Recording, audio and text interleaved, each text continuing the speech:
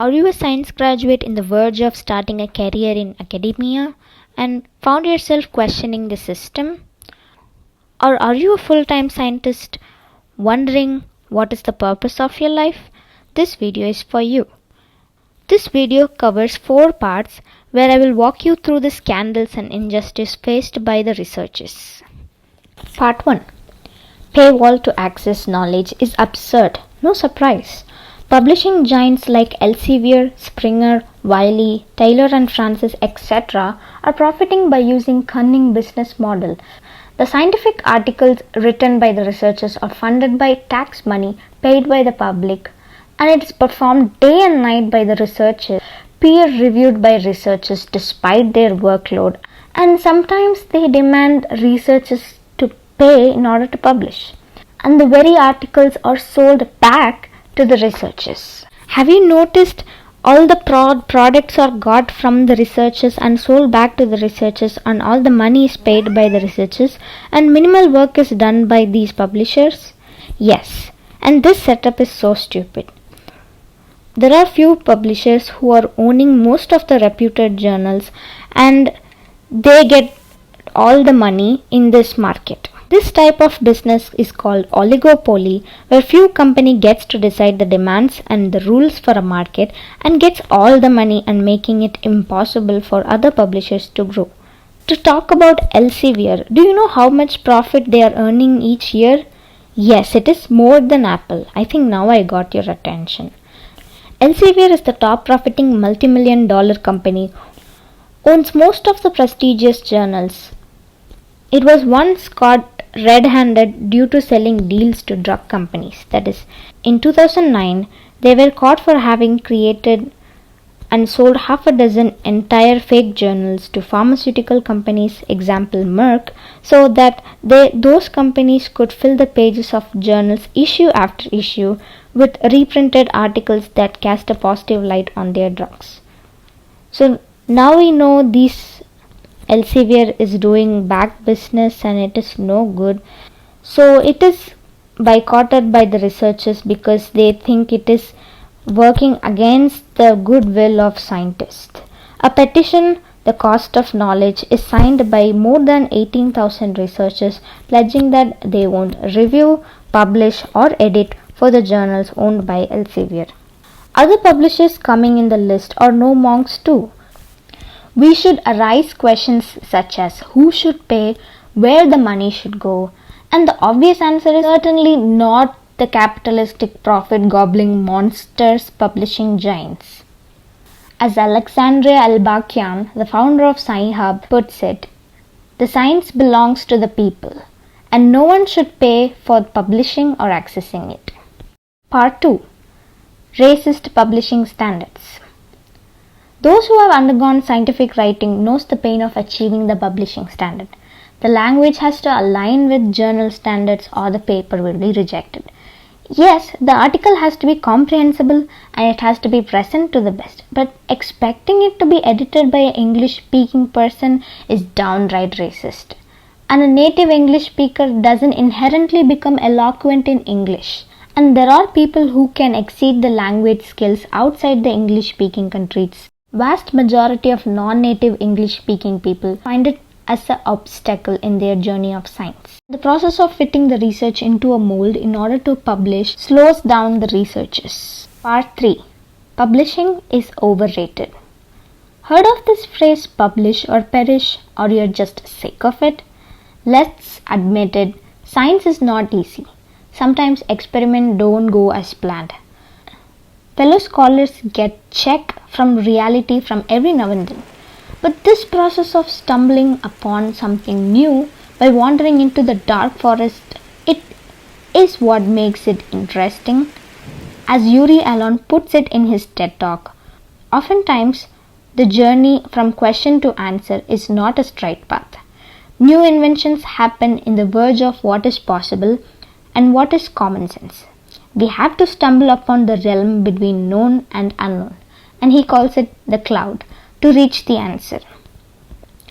The rat race of publish or perish discourages young scientists from being stuck into the cloud to get into deep thought process.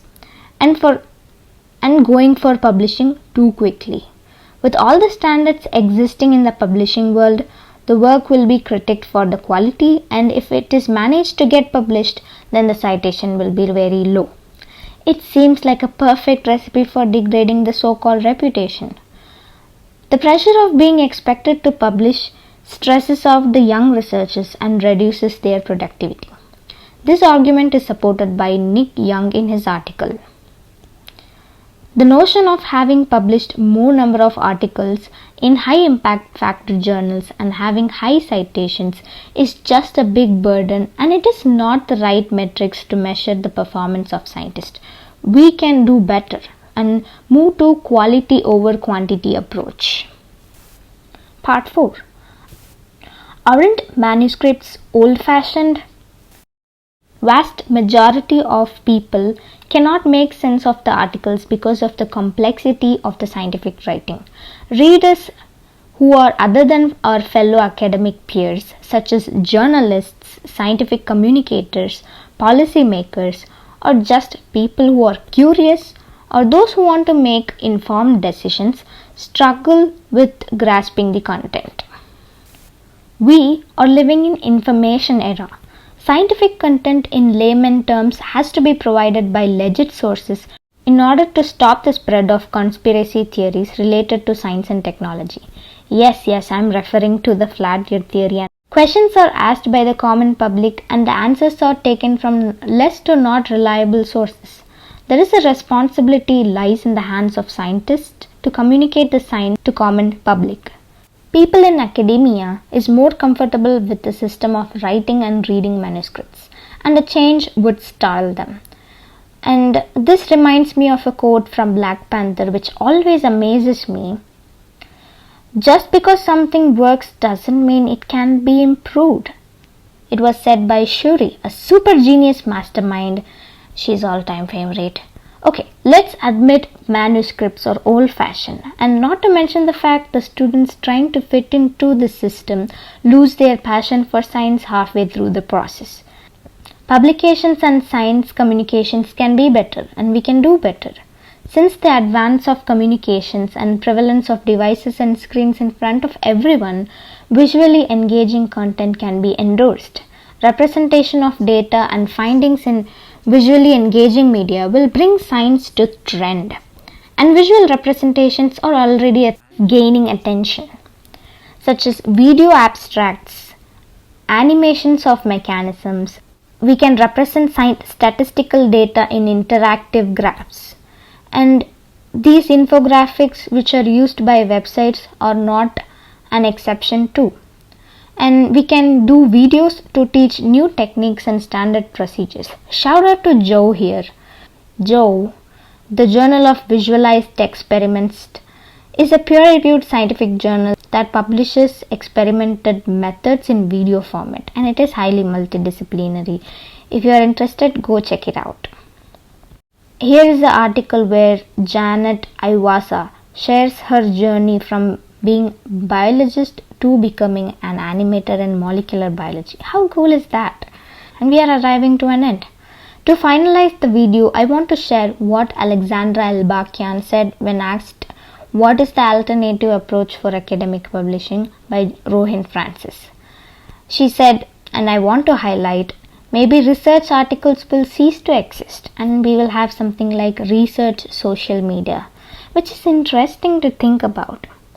And even at present, there is a platform in Twitter called Academic Twitter, and if you search hashtag Academic Twitter, lots of scientists will share their events and thoughts on academia, experiments, and how the PhD life goes, postdoc life goes, and etc.